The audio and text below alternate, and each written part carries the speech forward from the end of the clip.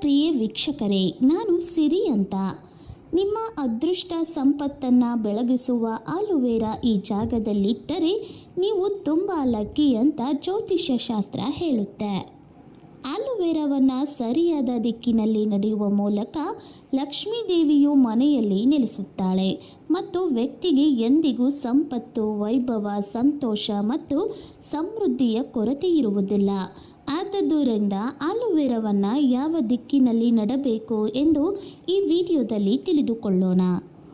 ಸಂತೋಷ ಮತ್ತು ಸಮೃದ್ಧಿಗಾಗಿ ವಾಸ್ತುಶಾಸ್ತ್ರದ ಪ್ರಕಾರ ಮನೆಯಲ್ಲಿ ಆಲೋವೆರಾ ಸಸ್ಯವನ್ನು ನೆಡುವುದು ತುಂಬ ಶುಭವೆಂದು ಪರಿಗಣಿಸಲಾಗಿದೆ.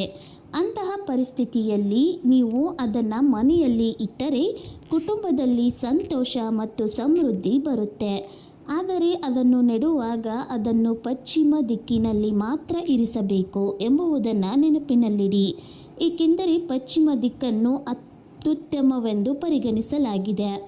ಹಾಗಾಗಿ ಮಾಡುವುದರಿಂದ ಜೀವನದಲ್ಲಿ ಪ್ರಗತಿಗೆ ದಾರಿ ತೆರೆಯುತ್ತದೆ, ಅಲ್ಲದೆ ಆರ್ಥಿಕ ಬಿಕ್ಕಟ್ಟನ್ನು ಮನೆಯಿಂದ ತೆಗೆದುಹಾಕಲಾಗುತ್ತದೆ.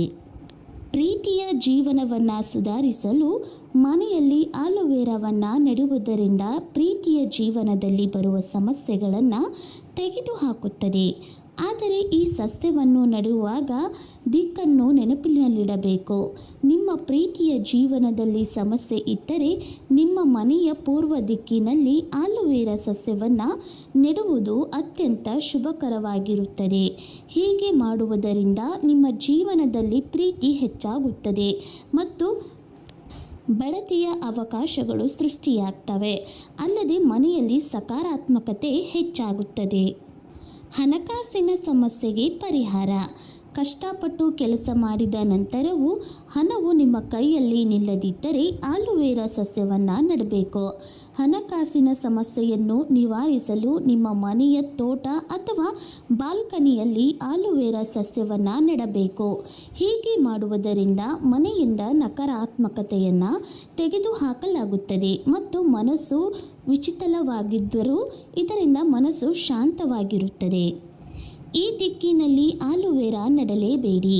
ನೀವು ಮನೆಯಲ್ಲಿ ಆಲೋವೆರಾವನ್ನು ನೆಡಲು ಬಯಸಿದ್ದರೆ ಖಂಡಿತವಾಗಿಯೂ ದಿಕ್ಕನ್ನು ನೆನಪಿನಲ್ಲಿಡಬೇಕು, ಏಕೆಂದರೆ ನೀವು ಆಲೋವೆರಾ ಸಸ್ಯವನ್ನು ಸರಿಯಾದ ದಿಕ್ಕಿನಲ್ಲಿ ನೆಟ್ಟರೆ ಅದು ಫಲಪ್ರದವಾಗಿರುತ್ತದೆ. ಆದರೆ ಅದನ್ನು ತಪ್ಪು ದಿಕ್ಕಿನಲ್ಲಿ ನೆಡುವುದರಿಂದ ಪ್ರಯೋಜನವಾಗುವುದಿಲ್ಲ. ವಾಸ್ತುಶಾಸ್ತ್ರದ ಪ್ರಕಾರ ಆಲೋವೆರಾ ಸಸ್ಯವನ್ನು ವಾಯು ದಿಕ್ಕಿನಲ್ಲಿ ನೆಡಬಾರದು.